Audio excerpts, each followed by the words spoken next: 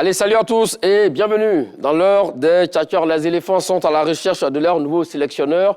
D'ailleurs, l'on connaîtra le nom du nouveau sélectionneur cette semaine. Mais avant, dans l'heure des Tchatcheurs, nous allons épiloguer sur les potentiels candidats au poste de sélectionneur. Alors, quel profil idéal pour le poste de sélectionneur de la sélection ivoirienne? Les Tchatcheurs du jour sont là, Charles Demandé et Martial Gourou. Salut à vous, messieurs. Salut Magat. Magat. Les grands Tchatcheurs, comment vous allez? Ouais, ça va très bien. Ça va, c'est bien. Bien, messieurs, avant donc d'épiloguer sur les potentiels candidats, du moins de savoir qui sera donc le réélu, le sélectionneur des éléphants de Côte d'Ivoire, nous allons parler quand même un peu, plus ou moins, de l'attente, ce qu'on appelle candidat donc approché. C'est le moment tant entendu, donc 48 heures pour les sélectionneurs pour convaincre. Charles Demandé. Écoutez, c'est un exercice qu'on est maintenant habitué à ce genre d'exercice lorsque l'équipe de Côte d'Ivoire est à la recherche d'un sélectionneur. C'est le même suspense, c'est le même exercice. Souvent, c'est des nominations directes, souvent c'est des appels à candidature. Donc forcément, ça crée un engouement parce que c'est l'équipe de Côte d'Ivoire. Et tous les sélectionneurs ont envie d'entraîner cette équipe de Côte d'Ivoire parce qu'au bout, il y a une Coupe d'Afrique des Nations qui sera très médiatisée. Donc tout le monde veut se mettre au devant de la scène. Ouais. Donc on va comprendre un peu l'engouement. Quand vous voyez les différentes candidatures qui sont déposées de part et d'autre, c'est parce que c'est la Côte d'Ivoire. C'est parce que c'est la Côte d'Ivoire et notre sélection fait rêver. Comme on l'a dit, 48 heures pour convaincre. Bon, moi personnellement, contrairement à ce que Choix dit, je pense que, pour moi, je pense qu'il ne doit pas avoir de suspense. Parce que lors de l'élection, de la campagne à l'élection à la présidente de la FIF, le candidat Idriss Diallo, qui n'était pas encore élu président de la FIF, a dit clairement, si on était dans une affaire criminelle, on dirait qu'il a dressé le portrait robot des entraîneurs qu'il veut. Il a dit clairement, je veux des techniciens commando, parce qu'il y a une urgence, il y a une compétition qui pointe à l'horizon. Donc, je veux des gens qui ont une forte personnalité et je pense qu'il a tracé plus ou moins le canevas. Donc, aujourd'hui, on doit pouvoir savoir quel est le type d'entraîneur qu'il veut et surtout quand on se base sur le timing qui est donné, le dépôt, l'annonce de l'appel à candidature, c'est le 4. Le 4 mai, oui. On ferme les candidatures le 10 oui. Et puis le 11 tout juste. Donc, quand on voit le timing qui est assez court, je pense que les gens ont quand même une idée de celui qu'ils voulaient et je pense qu'ils ont déjà anticipé avant de lancer cet appel à candidature. Mais pourquoi faire appel à candidature si tel est le cas? Non, je veux dire, c'est vrai, mais si on n'a pas un canevas et que vous ne savez pas quel entraîneur vous voulez, tout le monde dépose, mais ce que vous voulez là, si tous ceux qui ont déposé ne remplissent pas les critères, il va se poser des problèmes. Donc, naturellement, pour des gens qui veulent gérer le football ivoirien, je pense qu'ils doivent déjà avoir l'idée de la personne qu'ils veulent avant de prendre la Fédération ivoirienne de football. Donc, c'est tout à fait logique. Donc, ça va aussi, ce qu'on appelle les candidatures surprenantes. On peut avoir quelqu'un qui n'était pas dans les plans au départ. Non, c'est possible. Voilà. Allons-y, sur le demander. Oui, mais quand tu dis ça, ce n'est pas de ça qu'il s'agit. Il a posé une question bien précise. 48 heures, candidat approché, on sait très bien que quand la vision du nouveau président de la Fédération ivoirienne de football sur le choix, il a déterminé des critères le profil de l'entraîneur et de son adjoint, on le sait. Mais la question qu'il pose, c'est l'engouement que ça suscite de part et d'autre. On voit des gens même qui ont entraîné des équipes nationales qui ne parlent même pas français. Pourtant, dans les critères... On parle qu'il doit bien manier la langue de Molière. Donc, c'est pour dire que c'est l'engouement qui est autour de ça qu'il s'agit. Il n'y a pas de problème. Maintenant, quand tu dis que on sait déjà ce qui va se passer, mais c'est que pourquoi appel à candidature? Non, je n'ai pas dit qu'on sait ce qui va se passer. J'ai dit tel que le président a dit avant son élection, il a donné un portrait robot. C'est normal d'ailleurs, oui. C'est le type de donc déjà, dans ceux qui vont se porter candidat, ceux qui ne rentrent pas dans ce schéma sont déjà d'ores et déjà éliminés. Donc, c'est normal d'ailleurs. Ceux qui rentrent dans le schéma seront connus. Par exemple, je sais que pour le poste de l'entraîneur principal, le minimum, il faut avoir 10 ans d'expérience d'entraîneur. Et pour le poste d'adjoint, le minimum, c'est 5 ans d'expérience. Donc déjà, c'est des schémas. Si tu ne rentres pas dedans, pour quelqu'un qui est un débutant, qui ne remplit pas ces critères, d'office, il est écarté. Donc, c'est ce que je voulais dire. Maintenant, pour l'engouement, oui, je sais, il s'agit quand même de la Côte d'Ivoire. Voilà, et cette équipe a un potentiel. Donc, logiquement, quand tout entraîneur rêve d'avoir des joueurs de talent, de qualité, parce que déjà, il sait qu'avec ce talent-là, il peut gagner une CAN. Oui, donc, logiquement, il y a des engouements. Et surtout, avoir dans son CV, avoir la Côte d'Ivoire dans son CV. Oui, absolument. Tout bon entraîneur veut avoir l'équipe de Côte d'Ivoire. Où est-ce que vous nous conduisez, je vais aller demander? Avec cette qualité. Oui, tout à fait. C'est une Ferrari. Tout à fait. Donc, il faut un bon chauffeur. Je voulais même me faire une confidence. Merci pour la pub. Il y a même des sélectionneurs qui sont actuellement en fonction, qui n'ont pas candidaté, mais leurs agents sont en train de négocier pour ne pas gêner leur contrat, sont en train de négocier. S'ils sont pris, ils vont rompre leur contrat. Donc, c'est pour montrer l'engouement. Les agents ne peuvent pas candidater pour eux tant qu'ils n'ont pas dit oui. Donc, c'est sûrement un sourdine. Oui, c'est ce que j'ai dit. Oui, effectivement. Oui, pas officiel. C'est pas officiel, c'est de manière officielle. Parce que par le passé, il y a un entraîneur qui a perdu son poste comme ça. Oui. L'entraîneur du Nigeria, à l'époque. Oui, qui a pensé qu'il allait avoir le poste ailleurs et finalement... Donc, je peux dire qu'il y a plus d'une dizaine, je ne veux pas dire. On va y venir sur les potentiels candidats, le nombre et tout ça. Alors, vous l'avez dit que c'était l'une de ses promesses de campagne, M. Idrissa Yacine Diallo. Est-ce là, on est parti pour une transparence? Écoutez, vous savez, moi, je suis un peu sceptique. Dans ce genre. Vous êtes comme un Saint-Thomas.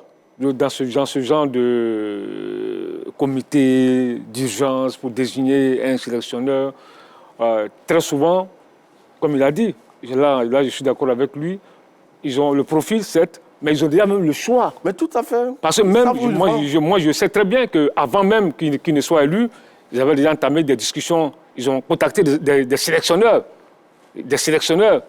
qui étaient contactés. Les agents de ces sélectionneurs-là, j'ai discuté avec certains agents de ces sélectionneurs qui m'ont donné l'information, qui avaient été contactés par... Vous avez des noms, des agents? Je ne vais pas citer de noms. C'est une émission sans langue de bois, mon cher, sans le demander. Oui, c'est langue de bois, je ne vais pas citer de noms. Voilà. Donc, tu me permets de ne pas citer de noms. Je n'ai pas envie de dévoiler mes sources aussi. Voilà. Donc, c'est pour te dire aussi qu'ils savent déjà où ils vont.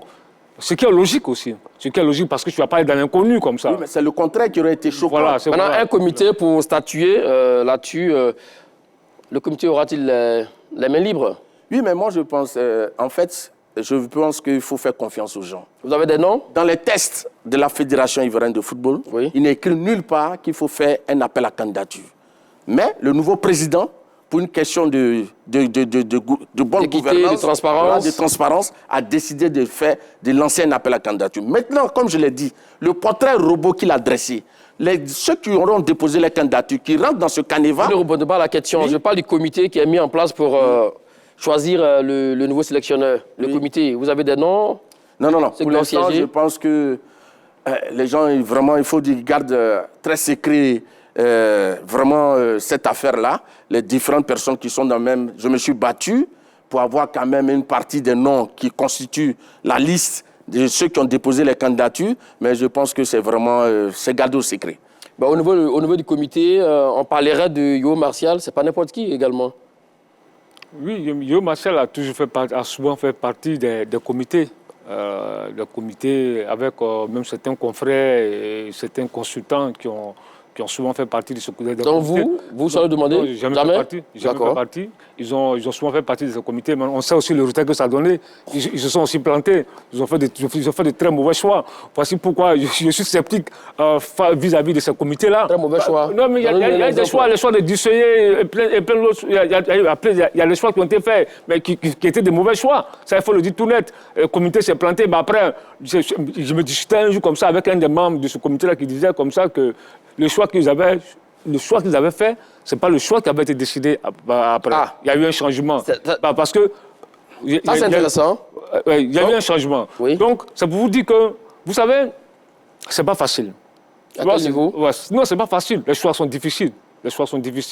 Dans un comité, chacun, il peut avoir un pro Renard, un pro Patrice Baumel, un pro Kamara Ibrahim, un pro Théi Joël, un pro Iché Donald, etc.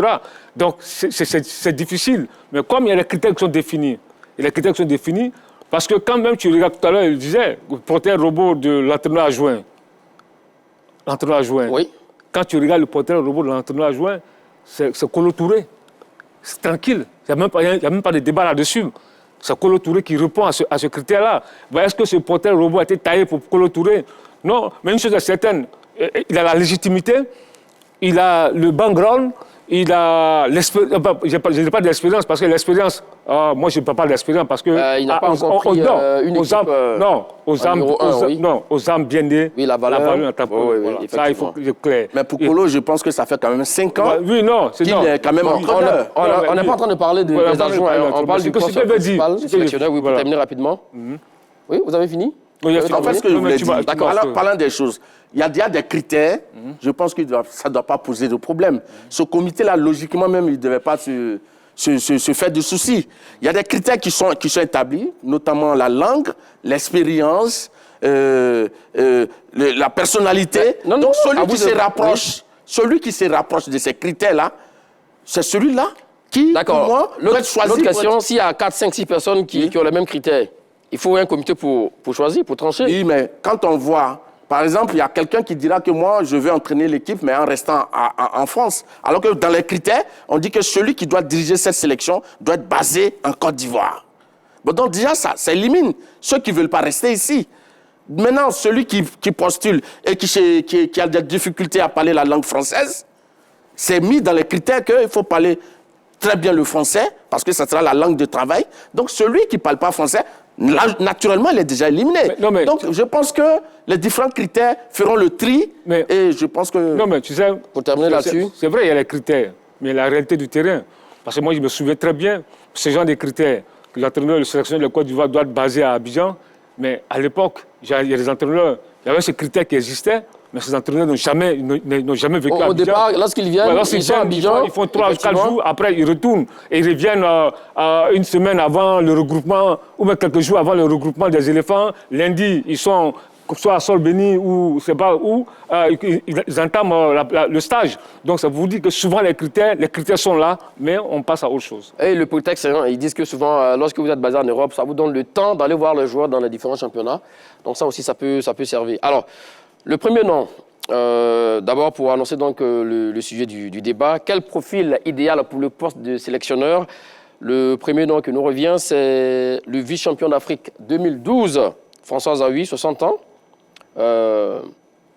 Franco-ivoirien, avec un système 4-4-2. Alors, voici ces chiffres à la tête des éléphants de Côte d'Ivoire. On prend 17 matchs pour tout le monde. 17 matchs, 14 victoires pour Zawi François, 1 nul, 2 défaites, 44 buts inscrits, 19 buts encaissés, 10 fois cage inviolée. C'est-à-dire, à 10 reprises, son équipe, là, la sélection ivoirienne, n'a pas pris de but. Ce qu'on appelle chez les Anglais le clean sheet. Voilà. Zawi François, l'unique sélectionneur ayant disputé donc une phase finale de CAN sans encaisser de but. Mais le profil idéal, messieurs, pour reprendre les rênes de la sélection ivoirienne ou pas? Jean-Louis? Écoutez, c'est de l'expérience, puisqu'il a coaché cette équipe en 2012, où il a laissé de très bons souvenirs, même s'il a eu des rapports souvent tendus avec certains joueurs. Après, on l'a vu un peu au Niger, en Centrafrique et autres. Il n'a pas obtenu les mêmes résultats qu'il avait obtenus en Côte d'Ivoire, mais c'est clair parce que le Niger, la Centrafrique n'ont pas les mêmes joueurs que la Côte d'Ivoire. Ils n'ont pas de Yaya Touré, ils n'ont pas de Yaya, ils n'ont pas de Maestro, ils n'ont pas de Kolo Touré, ils n'ont pas de Kalek Keita et autres, Mas Gradel. C'est pas la même chose. Même si tu donnes le Niger à Pep Guardiola, ce ne sera pas évident parce que la qualité humaine, c'est-à-dire que je vais parler de tes talents. Voilà, intrinsèque des joueurs. Voilà. Donc ça vous dit que là, maintenant, il a bourlingué un peu partout, sans laisser de souvenirs impérissables. Maintenant, je pense qu'il a son expérience. Est-ce qu'il va réussir à séduire ce comité-là? Ça, c'est la grande interrogation. C'est l'un des entraîneurs ayant réussi quand même à fusionner quand même le vestiaire, même après, même si ça reconnaît ça, qu'il avait été à la base de cette fissure. Ouais, Monsieur Magat, avant de répondre à votre question, permettez-moi une petite digression.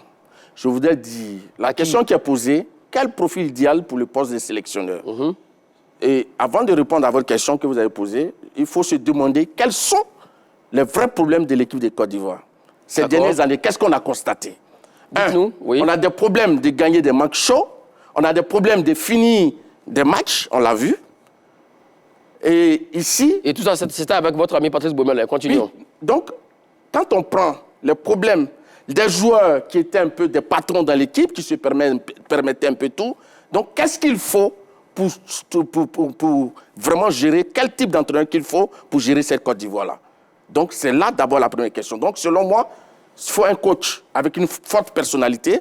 Et bien sûr, c'est de tout ça que nous allons parler. Voilà. François Zahui, en question, est-ce qu'il a la forte personnalité? Ce que je veux dire, oui, c'est vrai, peut-être que Grenier, ce n'est pas forcément la personnalité. On sait que François Zahui, c'est quelqu'un qui aime se faire entendre, qui parle beaucoup, mais on sait comment il a terminé son aventure avec les éléphants.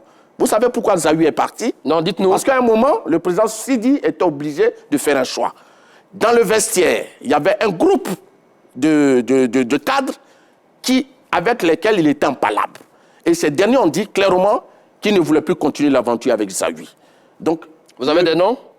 Oui, bon. Notamment les Kader Keïta, Yaya Touré et autres, on a entendu parler. Donc, il y a eu des problèmes. Donc, c'est pourquoi, pour garder les cadres de l'équipe, l'ancien président, le défunt président de la Fédération ivoirienne de football, Sidi Diallo, a dû sacrifier Zahui. Mais pour quelqu'un qui a eu un problème de vestiaire, est-ce que vous pensez logiquement que les nouveaux dirigeants de la fédération vont recruter un entraîneur qui a toujours des problèmes de relation avec son vestiaire, avec ses joueurs? Donc je pense que déjà maintenant, parlant, depuis que Zahui a quitté l'équipe de Côte d'Ivoire, quelle nation forte il a dirigé? Le Niger?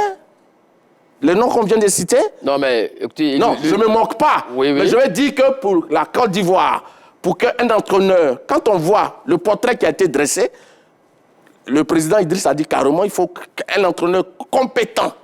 Mais quand Zahui, on voit... Zahui, il est compétent. Zahui François, il est compétent. Sortons du nous a passé. conduit à la finale 2012. Sortons du passé. Il a le charisme. Non, sortons du passé. Oui. Nous sommes dans le présent. Zahui, après l'intermède de l'équipe de Côte d'Ivoire, où est-ce qu'il s'est retrouvé? Selon moi, il n'a pas entraîné d'équipe majeure en Afrique. Donc, sincèrement, je ne crois pas qu'il ait un bon profil pour entraîner l'équipe de Côte d'Ivoire. Ça va demander. Oui, je vais d'abord... Tu as parlé des problèmes qui minent un peu l'équipe nationale. Tu as oublié aussi des problèmes parce que le choix des entraîneurs, parce qu'il y en a eu des entraîneurs aussi qui ont sélectionné des joueurs qui n'étaient pas titulaires dans leur club. Ça aussi, c'est un problème. Tout à fait. Ils ont sélectionné aussi des joueurs qui ont fait 5 ou 6 mois sans jouer, qui ont été envoyés à la Coupe d'Afrique des Nations. Après, on se tourne des résultats. Ça, c'est un problème. Maintenant, deuxièmement, tu as donné l'exemple de Zahui. De 2012. De 2012. C'est vrai que l'information n'est pas fausse, puisqu'il y a un joueur même qui j'étais dans l'avion, je revenais de France, j'étais dans l'avion avec le joueur, il m'avait déjà annoncé que Zahui ne serait plus le sélectionneur de la Côte d'Ivoire. Donc c'était pour moi... Ce joueur est-il encore en activité? Il n'est plus en activité. C'était pour moi, il m'avait donné un scoop. Mais malheureusement, je n'ai pas voulu prendre de risque puisqu'il a refusé que je l'enregistre. Donc vous voulez bien vérifier l'information? Voilà, donc je n'ai pas voulu prendre de risque et quelques jours après, l'information s'est vérifiée. Mais tu vois que là, c'est là aussi un des problèmes de la Côte d'Ivoire. Parce qu'une sélection, ce n'est pas les joueurs qui choisissent un entraîneur. Moi, je suis désolé. C'est ça aussi l'un des problèmes en Côte d'Ivoire. Parce que les dirigeants, les dirigeants doivent soutenir le sélectionneur face aux joueurs. Parce que si des joueurs ne veulent pas d'un sélectionneur, mais ce sera le bazar. Ce sera le bazar. Et si vous soutenez le sélectionneur et que les joueurs qui sont 23 ne veulent pas jouer? Dans ce cas précis, dans ce cas on va précis, laisser terminer, s'il vous plaît. Quand un sélectionneur, oui. Quand tu nommes un sélectionneur, tu lui donnes carte blanche. Carte blanche. Il est libre de ses choix. Il assume ses résultats. S'il a échoué, il assume. S'il a gagné, il assume. Voilà ce que je veux dire. Donc, un sélectionneur, un entraîneur, il fait ses choix. Il fait ses choix. Mais Philippe Troussier, il entre en conflit avec les joueurs. Mais il entre partout. Il laissait même le grand Ben Badi sur le banc, mais il rentrait, il faisait le job. Je dis que dans le cas Zahui, je pense qu'il y a eu une faiblesse de l'ex-comité exécutif dans le cas Zahui. Ils n'ont pas soutenu Zahui face à l'armada de la génération dorée qui a emporté Xavier François. En fait, ce que je Marcel voulais dire- Gourou, oui. l'autre question, c'est que pourquoi est-ce que Xavier François a eu des problèmes avec, à l'époque avec ces joueurs-là? C'est qu'à la veille de la finale, ou c'est pas en demi-finale, il avait dit comme ça que si d'aventure, il continuait l'aventure à la tête des éléphants de Côte d'Ivoire, il y a certains cadres qu'il ne voudrait plus voir par rapport à leur âge. Voilà. Puis il voulait passer à une autre génération. Non, mais en fait, Sur ça ne suffit pas pour le crucifier. non, je pense Et comme que Charles le dit, il fallait le soutenir. pour ceux qui connaissent Zawi, Oui. je n'ai pas dit, je ne mets pas en cause sa qualité de technicien. Mais je crois que Zawi met trop en avant sa personnalité par rapport à celle de ses joueurs. Il est un peu trop au-dessus et ça pose un problème de communication. Vous voulez dire qu'il aime attirer la lumière sur lui? Oui, mais bien sûr. Et ça, c'est ça. Parce qu'il a même, j'ai entendu dire à des joueurs, lui, il a été le premier Ivoirien à évoluer dans le calcio, donc il n'est pas n'importe qui, et que ce qu'il dit là, on doit s'exécuter. Mais c'est sa façon à lui de se faire respecter, on mon ne cher parle pas Marcel comme ça. Gourou. Maintenant, ce que je voulais dire, Oui. pour rebondir sur ce que Choua lui a dit, je prends par exemple le cas du Maroc. Vaïd a qualifié brillamment le Maroc pour le mondial.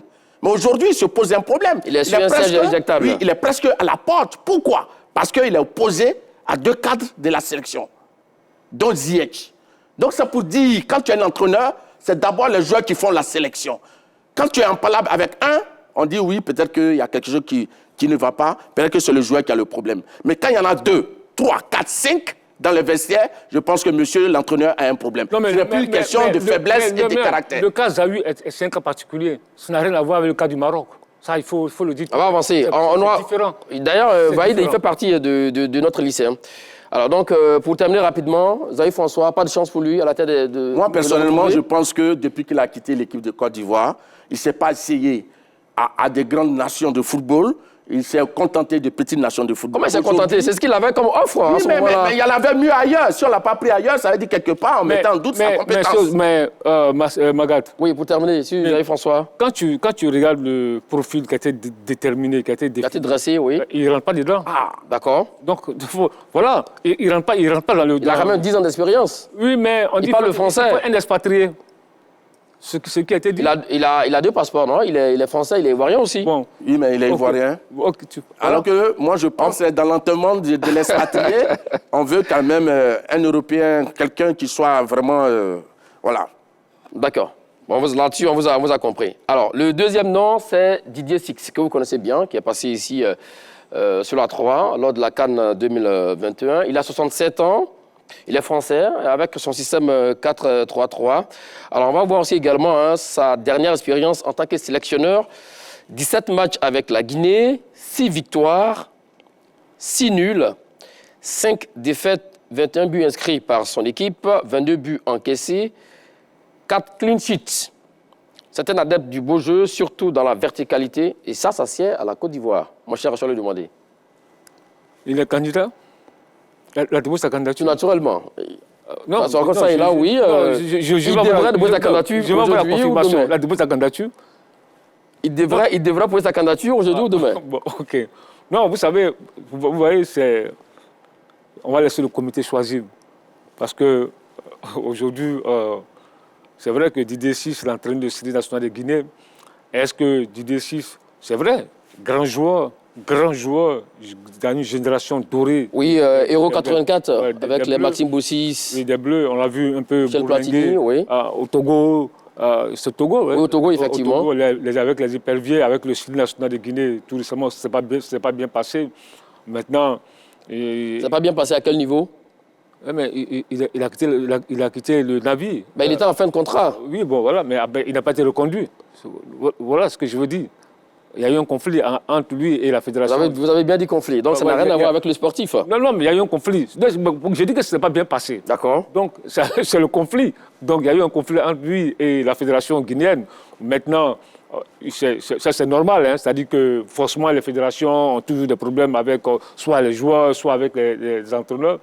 Bon, on va laisser le comité choisir, mais est-ce que il a le Vous n'allez profil? pas échapper à nos questions, M. Charles Demandé. Il y a deux questions pour vous par rapport à Didier Six. Vas-y. Alors dites-nous, c'est un adepte du jeu, du beau jeu. Bon, Ça sert vraiment à la Côte d'Ivoire. À la tête de l'équipe de Guinée, je pense qu'il a fait un travail remarquable. Merci. Parce que cette équipe de Guinée a produit un football de qualité. Malheureusement, il a été éjecté. Mais je crois que Didier Six, quand même, dans les critères qui ont été édictés par l'actuel président de la Fédération ivoirienne de football, Idriss Diallo, je pense qu'il rentre quand même dans ce canevas. Parce que c'est quelqu'un qui a une forte personnalité et c'est sa forte personnalité qui a dérangé certains dirigeants guinéens et c'est là qu'est arrivé le clash. Donc je crois qu'il a aussi l'expérience. Ça a été quand même un grand footballeur, quelqu'un de très technique. Donc je pense que tactiquement, techniquement, il a quand même le profil de l'emploi. Mais tout compte fait, le dernier mot va revenir à la fédération, au fameux comité qui va désigner même. Je pense que Didier Six, ce n'est pas mauvais. Oui, vas-y, un fameux comité. Bon.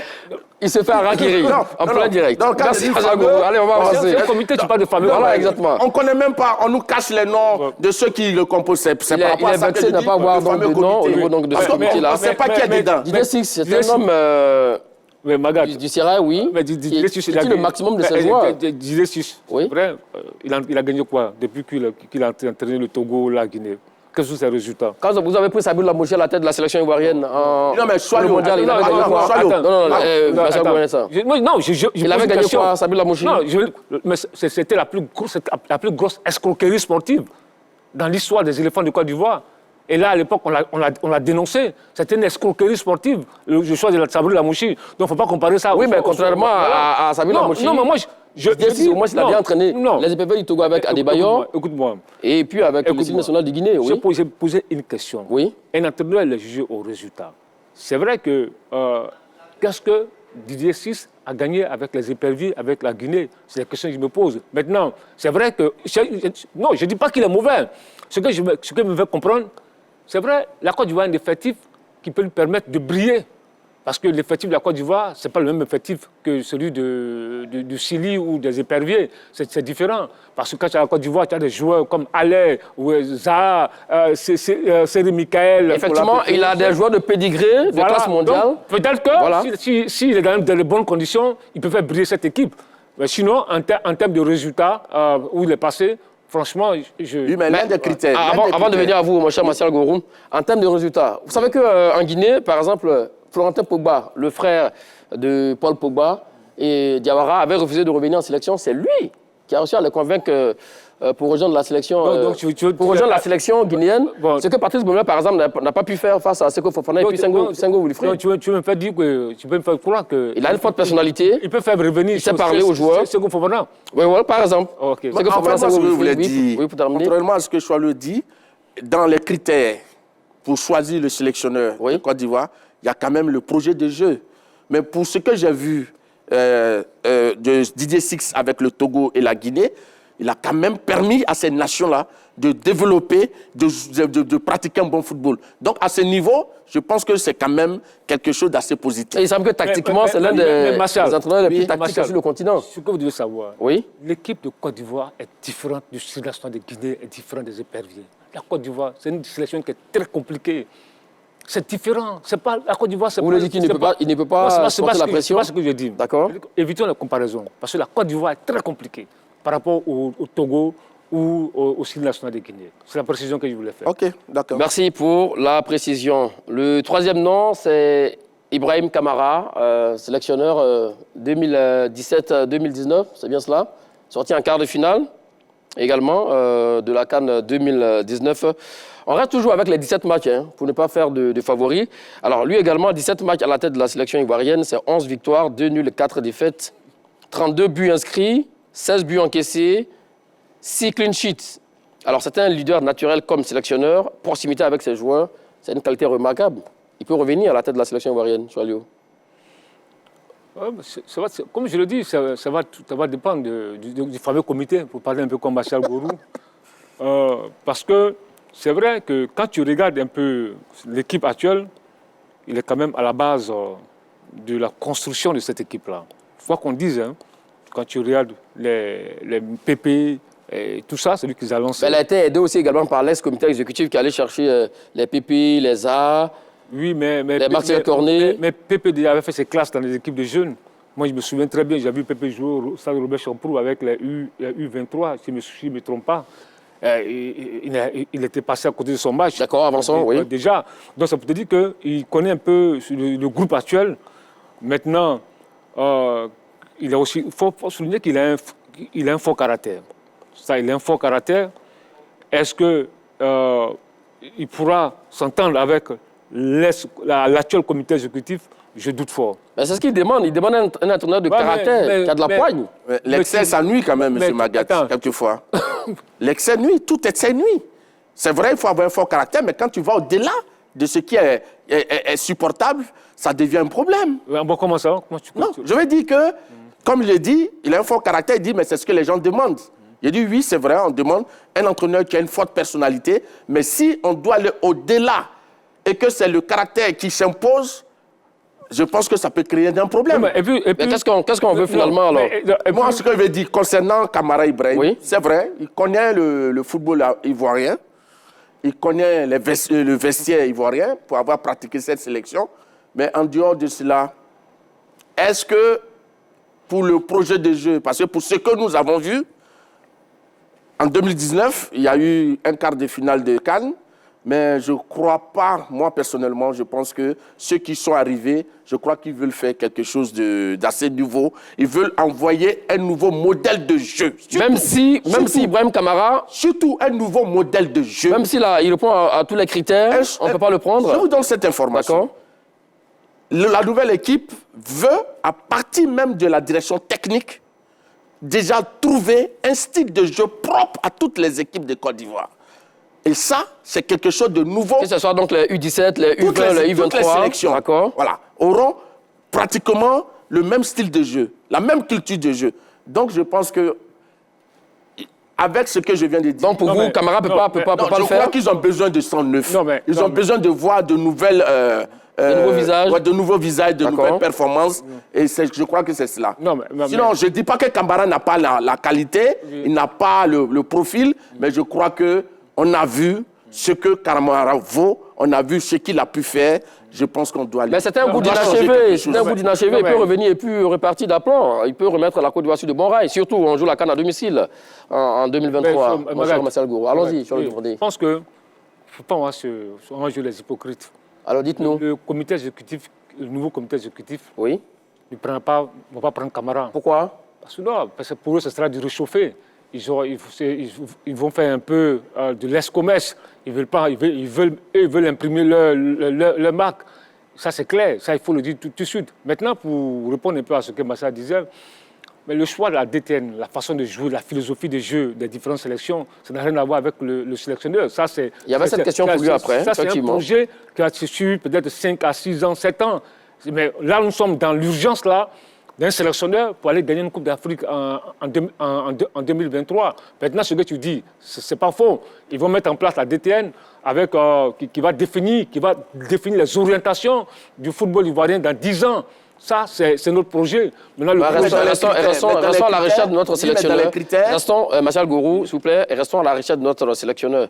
Ce que vous dites, je dois le demander. Kamara Ibrahim, il est à peu près à la base de l'ossature de cette formation ivoirienne. Maintenant, l'équipe a mûri. C'est le moment de lui redonner cette formation. Peut-être avec lui, on peut gagner la CAN à domicile. Tout est possible, c'est le football. Mais est-ce que les nouveaux locataires de la maison de verre, Crècheville, vont prendre ce risque? Je n'y crois pas. Honnêtement, je n'y crois pas. C'est possible, mais moi, je n'y crois pas. Même s'il a les critères qu'il faut. Moi, honnêtement, je n'y crois pas. C'est possible qu'ils peuvent le faire, mais moi, personnellement, je n'y crois pas. D'accord, on va avancer. L'autre nom également, c'est Frédéric Antonetti, dit Fred, 60 ans, français, avec son système 3-5-2. Actuel coach de Metz en France, ils sont 19e au classement. Ils luttent pour sauver leur peau dans cette Ligue 1 française. Alors, 17 matchs également avec lui. Ça, il n'a jamais entraîné d'équipe nationale. Donc, on a pris seulement les 17 derniers matchs avec le FC Metz en Ligue 1 française. Donc, 17 matchs, 2 victoires, 6 nuls, 9 défaites, 10 buts inscrits, 23 buts encaissés et 5 clean sheets. Sur les chiffres, c'est vrai que ce n'est pas fameux. Ce n'est pas le PSG, ce n'est pas le Lyon, ce n'est pas Marseille qui l'entraîne. C'est vrai qu'ils sont relégables, mais prendre une sélection aussi également, c'est une autre affaire, mon cher Marcel Gourou. Bon, moi, je pense que là, on parle d'une sélection nationale. Il faut quand même qu'on ait, pour le poste d'entraîneur principal, quelqu'un qui est vraiment habitué au vestiaire des sélections nationales. Si on doit aller chercher un entraîneur de club, alors que les clubs et la sélection... Quelqu'un qui est habitué au vestiaire des sélections nationales? Oui, ce n'est pas la même configuration. Une Mais sélection... il y a une première pour tout, mon cher Marcel. Non, je sais, mais il y a une sélection ne se gère pas comme un club. Le club, c'est au quotidien. Oui, ça, on le sait. Avec la sélection, les joueurs viennent d'un peu partout. Ils n'ont pas tout le temps de se retrouver. Et il faut mettre en place un certain nombre de projets. Je crois que c'est sur la longue durée. Je pense que pour l'instant, Antonetti, pour moi, ce n'est pas trop le profil idéal. C'est pas trop le profil idéal, alors qu'il entraîne depuis quoi? Depuis 32 ans. Il est français. Voilà, on cherchait quelqu'un qui doit bien manier la langue française. Un entraîneur de haut niveau. Oui, parce ça, je ne saurais vous le dire. C'est le comité qui doit statuer là-dessus. Pour cette sélection de Côte d'Ivoire, surtout pour cette CAN qu'on doit organiser à domicile, pour ne pas avoir vraiment des ulcères, il nous faut quand même quelqu'un, forte personnalité, quelqu'un de qualifié, quelqu'un d'expérimenté, qui connaît les sélections, qui connaît le football africain. Je ne crois pas qu'Antonetti ait ce profil. Avant de venir à vous, je vais le demander. Fred Antonetti, on le disait, l'actuel coach du FC Metz, mais il a une forte personnalité. Il a été exclu au mois de février dernier avec son altercation avec Sylvain Armand, l'un des dirigeants, le membre du staff de Lille. C'est un homme à fort caractère. Oui, mais en dehors du caractère, en dehors de la personnalité, mais il y a d'autres critères. On dit connaître le football africain. Antonetti, est-il un habitué du football africain? Mais de ces sélectionneurs qui a vécu en Afrique ici. Alors également, il a des joueurs africains dans son club. Un connaisseur du football africain. Il s'intéresse effectivement au football africain.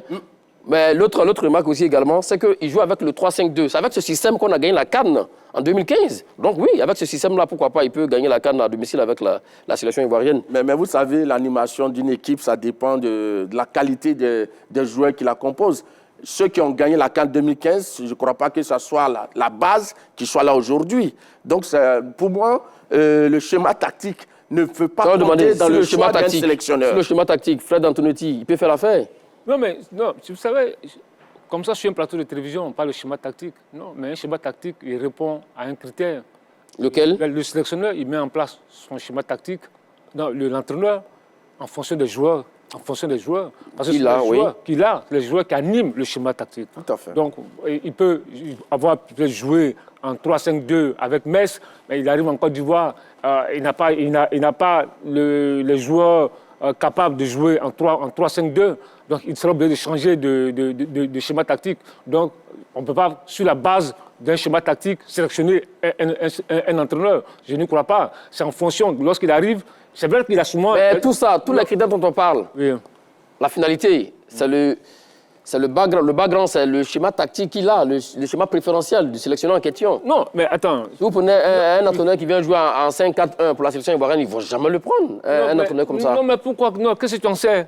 Parce que, comme je le dis, le schéma dépend des joueurs que tu as. C'est en fonction de tes joueurs, tu bâtis ton schéma. Même tu peux jouer en 5-4-1 et puis gagner des matchs, une seule pointe, et puis marquer 4-5 buts dans un match. Tout va dépendre de l'animation. Je suis sûr, ce n'est pas ce que vous voulez, ce n'est pas ce que vous souhaitez. Parce que vous n'aimez pas ce genre de boring game, comme on l'appelle, un boring game. Non. Bon, on va vous entendre aussi Fred Antonetti, son profil. Non, son profil, le handicap qu'il a, c'est qu'il ne connaît pas le football africain. C'est ça. Parce que c'est vrai, sinon, je le connais. On suit la Ligue 1 française. Il a du caractère, il a une forte personnalité. Mais maintenant, dans les critères connaissance du football africain, je sais très bien qu'il a longtemps été annoncé comme sélectionneur de l'équipe nationale de Côte d'Ivoire, même avant l'arrivée d'Hervé Renard. Exactement, en 2015, 2014, oui. Il était toujours annoncé, mais jamais retenu. Donc je pense que... c'est vrai qu'il doit avoir peut-être un intérêt pour le football, pour les éléphants de Côte d'Ivoire, parce que c'est la Côte d'Ivoire, mais le hic là, il ne connaît pas le football africain. Alors que la plupart de nos joueurs évoluent donc sur le continent, le vieux continent comme on l'appelle en Europe. Donc je ne vois pas où est le problème. Non, il y a un problème parce que le football africain, c'est une culture. Même quand vous évoluez en Europe, les joueurs, quand ils viennent en sélection, n'ont pas la même culture que dans leur club. Et chaque pays en Afrique, quand même, a une certaine culture, a une certaine psychologie dont il faut tenir compte. Et c'est tout ça, connaître le football africain. Quand tu vas, par exemple, jouer au Cameroun, qu'est-ce que tu sais? L'environnement, comment est-ce qu'il faut le maîtriser? Comment est-ce qu'il faut gonfler les joueurs pour jouer contre une équipe du Cameroun qui joue sur le fighting spirit? Tout ça, c'est ça. Oui, mais ça, c'est son expérience d'aboyeur, d'un entraîneur à forte personnalité. Oui, ça, il peut donner ça dans le vestiaire. Monsieur Magat, il faut vivre en Afrique 10 à 15 ans. Comme le disait Choualio, quand on voit les critères, le porteur repos dressé par Monsieur Idriss Diallo, je crois que M. Antonetti est loin de rentrer de respecter ce portrait robot-là. D'accord. Il y a un autre nom aussi qui revient avec insistance, c'est André Villas-Boas, l'ancien coach de Chelsea et puis de l'Olympique de Marseille, 44 ans. Avec son système 4-3-3, il est portugais. Également, on va voir donc ses 17 derniers matchs avec l'Olympique de Marseille. 6 victoires, 3 nuls, 8 défaites, 20 buts inscrits, 21 buts encaissés, 3 clean sheets seulement. Pour lui, c'est vrai comme on le dit, hein, les chiffres sont têtus. Là-dessus, commentaire André Villas-Boas. Ça peut se faire ou pas? C'est un garçon, c'est un entraîneur qui a de l'expérience. Maintenant, l'Afrique, c'est une autre réalité. Donc lui également, il ne connaît pas le football africain. Non, mais parce que c'est une donne qui est extrêmement importante. Parce que quand tu prends un gars qui découvre l'Afrique, les réalités africaines, nous, on est dans l'urgence. Là, vous m'étonnez. Hein. Tout à l'heure, si Camara, si François Zawi, Didier Six, tous ceux qui connaissent les réalités africaines, vous avez botté un peu en tout. Non, mais... Là, maintenant, on arrive sur les entraîneurs aussi également qui ne connaissent pas les réalités africaines. Vous dites non. Écoute-moi. Oui. Camara, Zawi, il y a des éléments qui les écartent. Il y a des éléments qui sont favorables à Camara, à Zawi, et des éléments qui ne sont pas favorables à Camara et à Zawi et autres. C'est le cas des entraîneurs que tu cites. Oui. C'est vrai, ils ont fait des preuves, ils ont gagné des trophées. Maintenant, un des critères qui est assez édifiant, la maîtrise, la connaissance du football qu'on appelle africain. Mais c'est pour cela qu'on va lui adjoindre un sélectionneur B, c'est-à-dire son adjoint. Parce que non, mais ils ont dit un entraîneur expatrié qui a une connaissance du football africain, plus un entraîneur adjoint local. Bon, c'est vrai, il parle d'un entraîneur qui doit maîtriser les rouages du football africain. Mais pourquoi avoir prononcé ce mot? Je concernant Villas-Boas, il y a une information.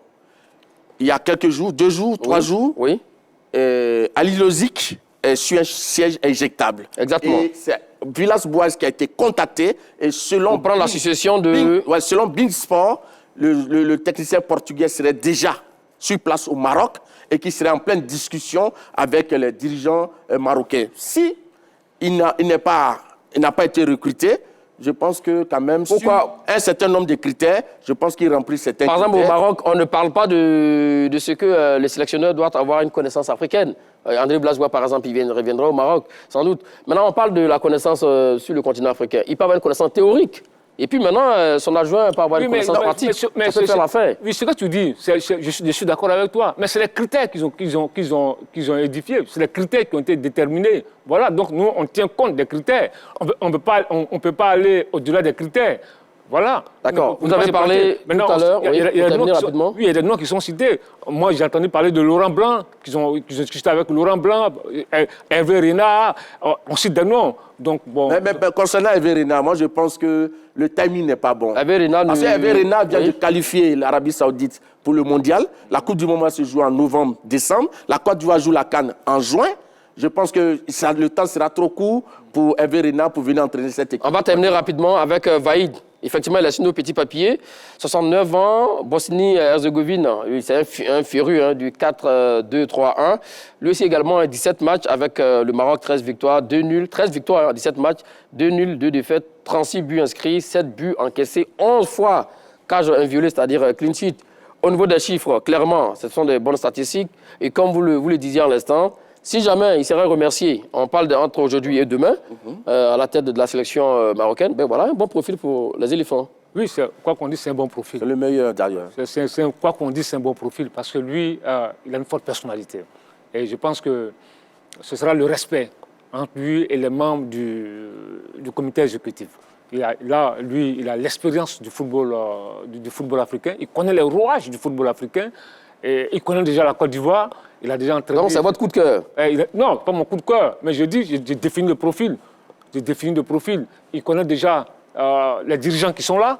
Les nouveaux gars de la Fédération ivoirienne de football. Il a déjà travaillé avec Idriss Diallo. Il a déjà travaillé avec certains membres de l'équipe d'Idriss Diallo. Donc, c'est un retour à la maison pour lui.